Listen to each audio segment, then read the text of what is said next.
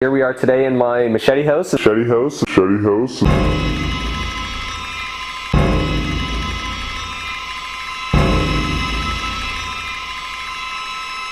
going from crack house to new development. Every single property I've ever bought has been kind of the worst property on the street. Pretty much every single time the neighbors come by, they're super happy with the changes and the progress. Everything's changed. The whole neighborhood has changed because of the changes that you can make.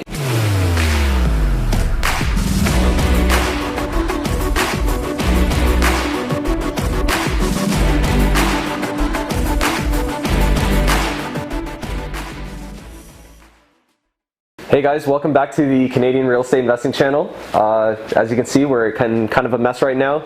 You may remember me from the channel before. My name is James. Previously, I was on the channel on my first property pretty much ever in February 2019 or 2020, sorry. This is James Fernandez and we're back after 3 months of renovations at his duplex in London, Ontario. Been about 3 months of pretty hard work, but it's I think going to be worth it. There's still a little bit left to do, but let's go inside and show you. All right, let's check it out. Holy smokes, dude. Yeah, she's ready, almost. Little few things left to go, but this is it so far. Come on in.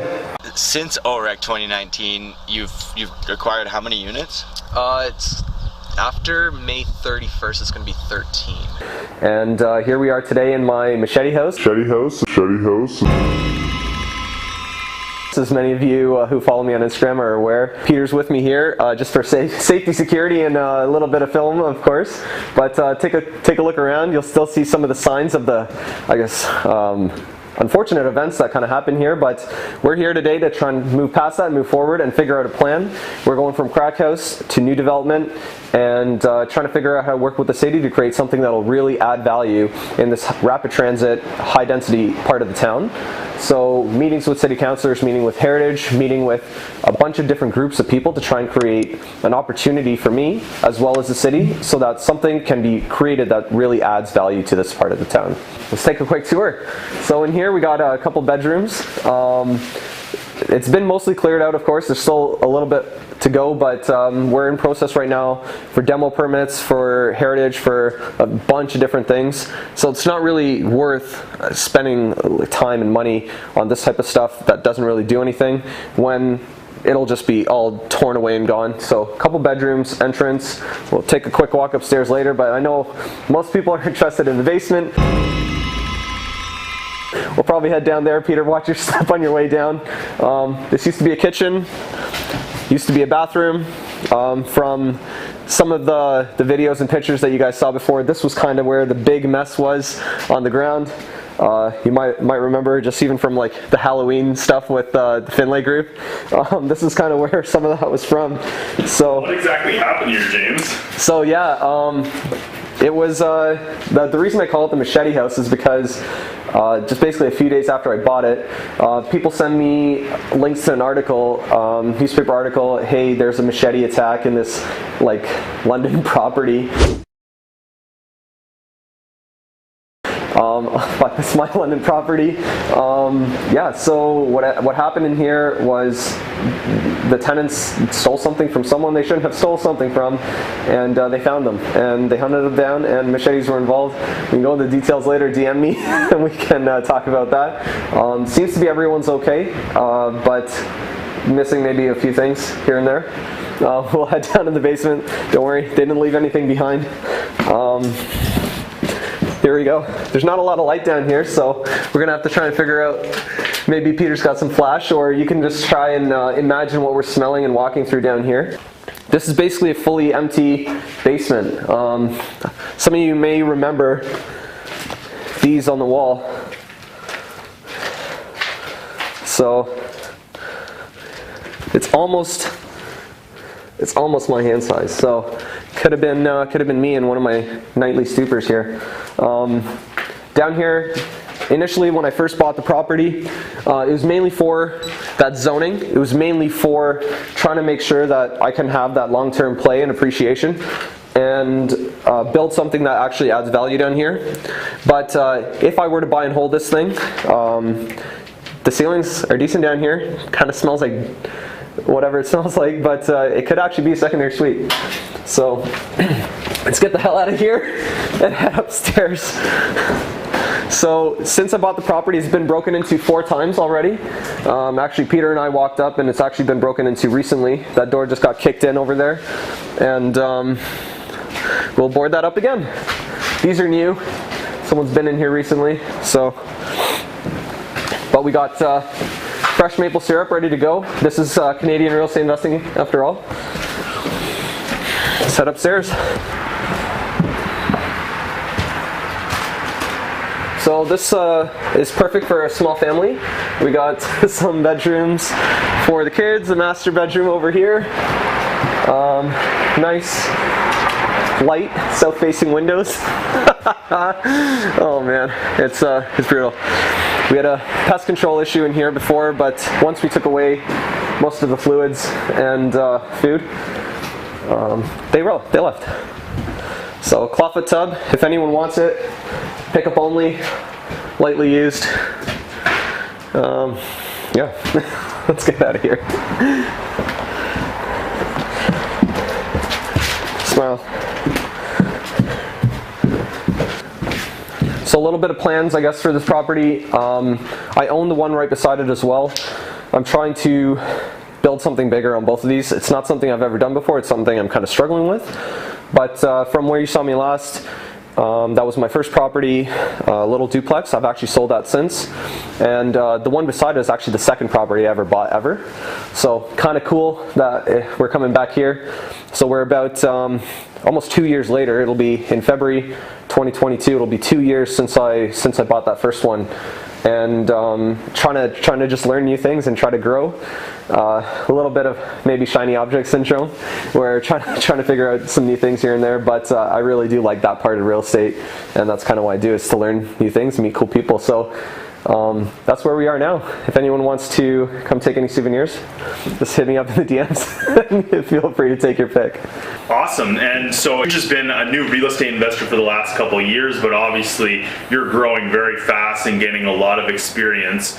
And you just mentioned how, like, you have a property right here, and one of the things that you kind of mentioned behind the scenes before this is that, you know, if you buy a property right next to it, like, it merges the titles. The titles. Right. So how, like, if you are able to discuss that, like, how do you, like, work around stuff like that? And sure. if you wouldn't mind also too getting into how here in London there's like this bus rapid transit that's coming in, and you're kind of working with the city to, you know, potentially change this into like commercial and retail and everything like that. If sure. you wouldn't mind. Absolutely. Yeah. So we just briefly talked about my property next door, and I had to buy this property kind of differently because I don't know if it's just in London or in Ontario or wherever, but if you buy properties right beside each other, for some weird reason, the titles merge if you buy them under the same name.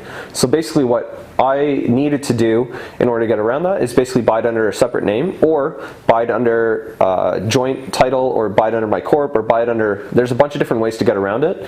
In this case, kind of a funny story. I bought it with my wife, my then not even fiance. I put her on title, so we're 50-50 on title, and I was just kind of jokingly saying, like, I bought a rental property for you as your engagement present, and then shortly after that, I made that joke. I get this article with this Machete thing, so she's been teasing me about that ever since. This is the worst engagement gift ever, yeah, so that's kind of the why on why I didn't want the titles to merge, because it gives me more flexibility. I can always automatically merge them later, but to sever land, it's a little bit more tricky. It costs, I don't know, 10 grand or so. Maybe you'll run into issues. I didn't want to deal with any of that up front. So moving forward from there. Hold on. If you would have just bought this property and put it under your name, if you're like a new real estate investor, would it just merge without you even knowing? And like, how does that process work? Like, yeah, I've luckily never done that. I've just been warned about it by all my professionals many times to make sure that, like, even for title insurance and stuff like that, they want to make sure that you're not going to merge titles accidentally, because the title insurance would have to cover if the lawyer messes that up, severing it. That is definitely a conversation for your legal professionals, but from my professionals and my experience, just make sure when you're buying stuff close together that even like if they're at 90 degrees, you don't want some weird part of the lot touching each other. That almost happened to me.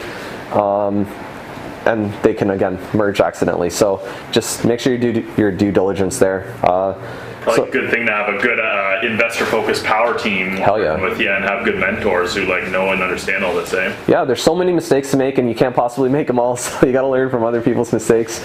And yeah, it's probably not in your best interest to try and make them all yourself. 100%. So what are your plans to do with this now? Tear down? Yeah, so moving forward, I want to build something on these adjacent lots, and in order to do that effectively, just like every other thing in real estate, all of this is a team sport. You need your power team, but you also need to know where the direction of the city is going in order to develop appropriately, right sizing. If I were to just throw, I don't know, like something that doesn't fit at all here, it would not, first of all, make any money. It would probably just get damaged all the time, or just be unused, or it would just be a complete wasted project. So you need to figure out what the city wants. So in this case, we have a rapid transit corridor going in London, and they're trying to increase the density in this part of town and increase the transit. So for something like that, we're just brainstorming with the city councilors and planning, just trying to figure out what could actually go here. Maybe it could be a quick coffee shop with a bus stop and the BRT, rapid transit type of thing outside on the main floor. Maybe some quick flower shop, gift card, that type of thing. Maybe some residential uppers, maybe 12 units up, 1 or 2 or 3 main units on the commercial, on the commercial main floor, sorry. Something like that. And it's just trying to figure out, when you work with the people that could really block all of this progress and give them what they want, and it gives you a sweet opportunity to make some money too, and also change the landscape of this part of town. Why not? Like, why not work with that team? So it's a win-win for everyone. And from my channel, a lot of you have seen the type of stuff that I buy. It's because of this. Every single property I've ever bought has been kind of the worst property on the street for the most part. And pretty much every single time the neighbors come by, they're super happy with the changes and the progress. We have, like, the police come by, like on my apartment building, the police have their own key, but they're like, we don't even need it, like this building's fantastic, like everything's changed. The whole neighborhood has changed because of the changes that you can make. And sometimes it's not about evictions, it's not about kicking out people, it's just about setting the bar and setting behavior standards. As an example, peeing outside is unacceptable, you know? Some people just need to be reminded of that, and that's okay. But once that bar is set and you enforce it through N5s or calling the police or whatever you need to do, set that bar and hold it to that standard and slowly increase it, and you see the changes. So that's kind of where we're at. Awesome. What is that process? So just going back a little bit, like working with the city councilors and stuff, you said like you're brainstorming with them. Are you like hopping on Zoom calls? Are you like actually meeting up with them? Like, what's that kind of process like? And how much back and forth is there to get done what you want to get done, as well as like what the city wants to get done? So going into this, I didn't really know what the hell I was doing at all. I just basically submitted a demo permit, actually with the help of Victoria, who I'll tag her after. Fantastic, she helped me through that because I didn't really know what I was doing. And after that, we ran into basically a roadblock right away of, this is a heritage building. Is it worth saving? Questionable, you know. Let's maybe save some of this original 2x4 wood. Cool. Is it worth preserving? Peter's going to get some pictures for you from the outside. I'm not a heritage expert, so you know, we'll get to that. But that's kind of where it started. I didn't know what I was doing. Most times you don't need to know, you just need to find out who knows. So moving from there, talking to other people who have kind of been through this process, there's a counselor for obviously different parts of the city.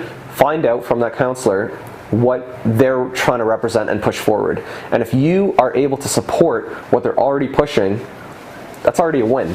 He can now go, or she can now go and say, hey, look, this is my BRT rapid transit proposal. I want to densify this area. I want to do this. By the way, I already have an investor lined up who's going to help me do that with this development. Cool. how you get those calls. Email the city. They'll point you in the right direction. From there, it's setting up a Zoom call. I didn't meet anyone in person. It's just like, I don't know, a phone call, 15 minutes, Zoom call, 20 minutes, whatever. Everyone's busy, right? So you just try to get all the questions banged out, get as much information as you can back, and then move from there. So that's kind of where it's at right now. I'm collecting information, trying to figure out what to do. I don't know what the hell I'm doing next. I'll figure it out. That's fine. The point is, don't be scared to take these steps because you don't know what you're doing. Just do it. There's people to help. You have a good network. Just move on. That's why you're on this YouTube page. So that's kind of it for now. Awesome. Yeah, really appreciate this, James. And where can, if people want to connect with you or follow you along your journey and see the process of all this, where can people connect and follow you? Instagram's the best place, james.ferns, F-E-R-N-Z. And from there I have my link tree, and you can go to my website and all this other stuff. But for now, you're in the right spot. You got the right place. So learn as much as you can.